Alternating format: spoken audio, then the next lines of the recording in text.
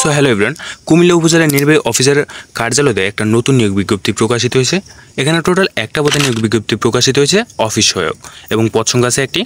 বেতন স্কেল আছে ৮,২৫০ টাকা থেকে ২০,০১০ টাকা পর্যন্ত, এবং শিক্ষাগত যোগ্যতা প্রয়োজন পড়বে অষ্টম শ্রেণী পাস। এবং এখানে তারা আরও শর্তাবলী দেওয়া আছে। প্রার্থীকে অবশ্যই বাংলাদেশের নাগরিক হতে হবে। আবেদনপত্রে প্রার্থীর নাম, পিতা বা স্বামীর নাম, মাতার নাম, স্থায়ী ঠিকানা, বর্তমান ঠিকানা, জাতীয়তা, ধর্ম, জন্ম তারিখ, বয়স ২৪/৬/২০২৫ খ্রিস্টাব্দ তারিখ অনুসারে কত হয় এটা উল্লেখ করতে হবে, এবং শিক্ষাগত যোগ্যতা ও অভিজ্ঞতা যদি থাকে উল্লেখসহ প্রার্থীকে স্বহস্তে আবেদনপত্র লিখতে হবে। এবং আবেদনপত্রের সাথে নিম্নলিখিত কাগজপত্রগুলো সংযুক্ত করতে হবে। কি কি লাগবে?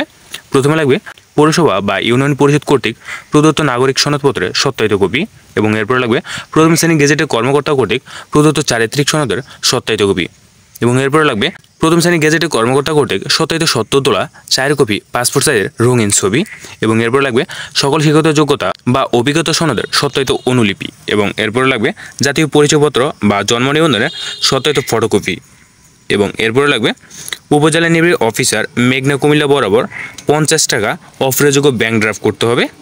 এবং এরপর আছে প্রার্থীকে যোগাযোগের ঠিকানা সংবলিত এবং অব্যবহৃত 10 টাকার ডাক টিকিট 4.5 ইঞ্চি ইন্টু 10 ইঞ্চি সাইজের একটি ফেরত খাম সংযুক্ত করতে হবে।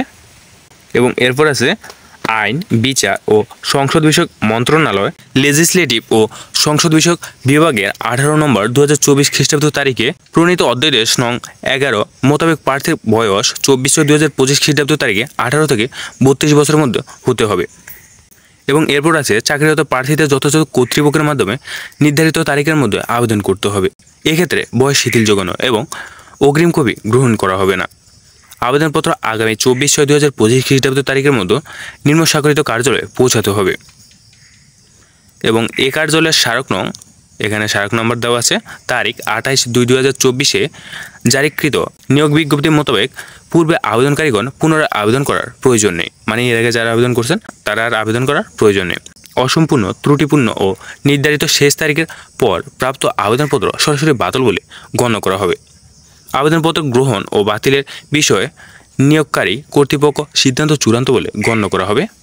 এ বিষয়ে কোনো আপত্তি বিবেচনা করা যাবে না। নিয়োগ বিজ্ঞপ্তি এখানে তাদের ওয়েবসাইট দেওয়া আছে, সকল তথ্য ওয়েবসাইটে পাওয়া যাবে। এবং প্রার্থীকে নির্বাচনী পরীক্ষার অংশগ্রহণের জন্য যে কোনো টিএডিএ দেওয়া হবে না। টিএডিএ মূলত হলো আপনার যে এক্সাম, বিভিন্ন এক্সাম বা মাঠ কার্যক্রম তো না, এক্সাম হওয়ার জন্য যে যাতায়াত ভাড়াটা লাগে ওটাকে টিএডিএ বলা হয়। এবং সরকারের সর্বশেষ জারিকৃত পরিপত্র অনুসারে কোটা ও সকল বিধিবিধান যথাভাবে অনুসরণ করা হবে। এবং এরপর আছে প্রথম 6 মাস শিক্ষানবিশ ও অস্থায়ী ভিত্তিতে কর্মরত থাকতে হবে।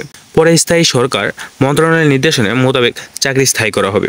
যে কোনো প্রকার তদবির প্রার্থীর অযোগ্য বলে বিবেচিত হবে। কর্তৃপক্ষ নিয়োগ সংক্রান্ত শর্তাবলীর যে কোনো শর্ত পরিবর্তন, সংশোধন বা বাতিল করার অধিকার সংগ্রহ করে।